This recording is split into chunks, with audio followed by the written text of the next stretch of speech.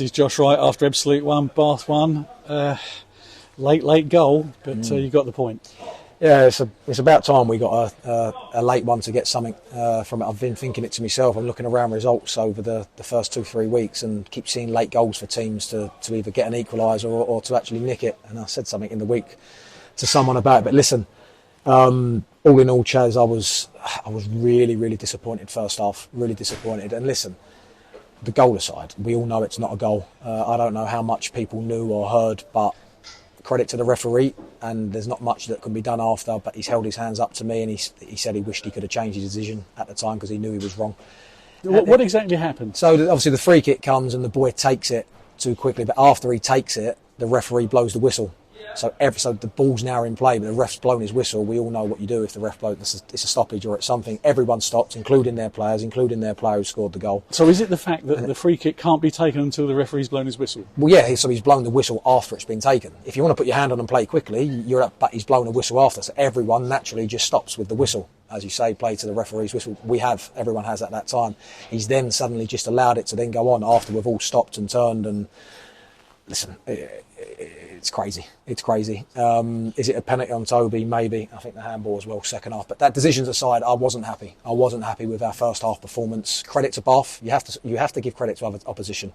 Whenever you come up against a side who caused you some problems and they pressed and they ran hard, they looked the team to me today, it's more so first half that maybe with a full-time team and look fit, look sharp, and that disappoints me because I freshened it up. You know, I made the changes the other day and I've made them put boys back in today, and we just didn't look like we had that spark. We didn't get going, and we didn't look like us. We didn't look like what we've been about and everything we've done. But it can happen, and that can happen because of opposition and setups and shapes and reacting to stuff. But I thought second half we asked enough questions to get at least a goal out of it. We penetrated. It was backs against the wall for them. And we deserved that goal. I'm really pleased for Dom Samuel. And by the way, let me go on record in saying how well the subs did today in terms of coming on the finishers is what I should say.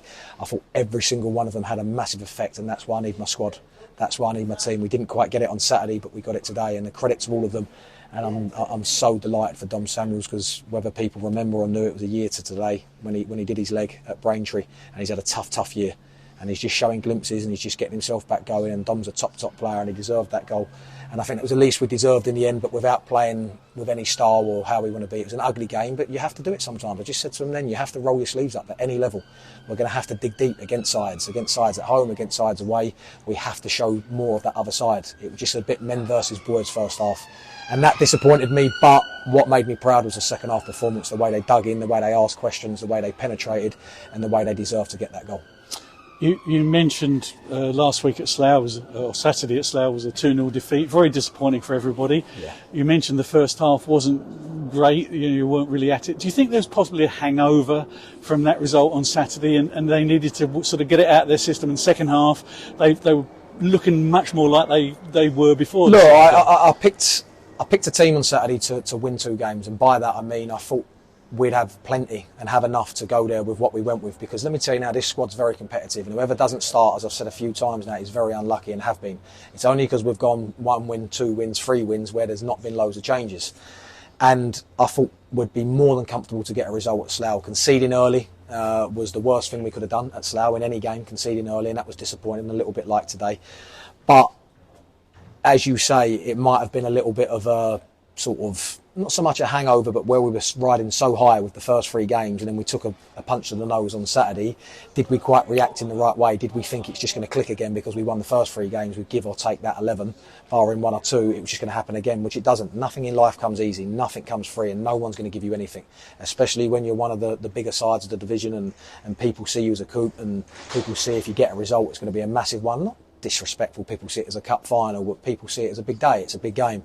So we have to show the other side of the game. We have to show that hunger and that fight and that running like we showed in the first 3 games if we're going to get the results. And yes, Saturday was disappointing, and yes, we wanted 3 points today, but we've picked up another point. We're in a nice position in the league, 5 games in, 3 wins, a draw and a defeat against, you've played against a couple of the big sides, the so-called big sides, as we've already spoken about.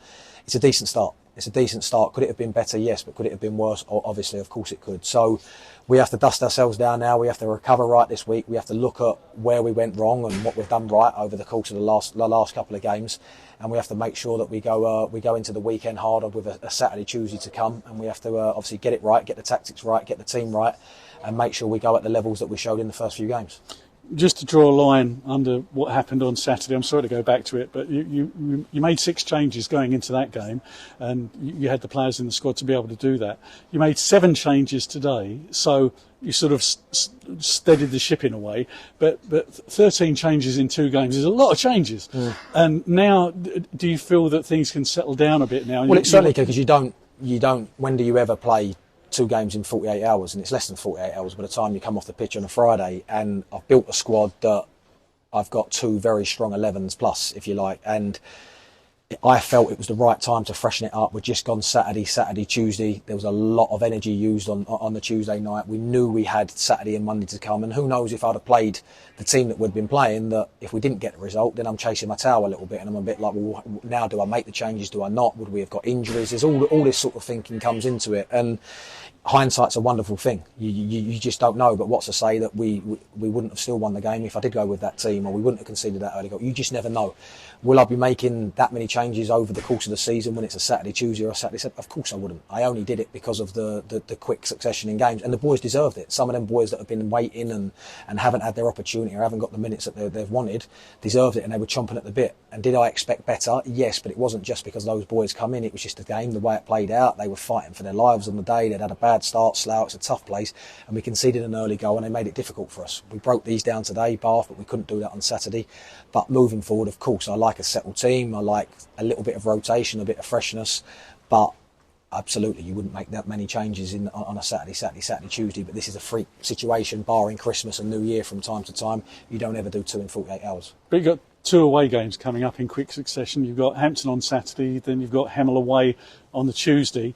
I mean, they're going to be. Every game is a test in this division, and they're going to be hard.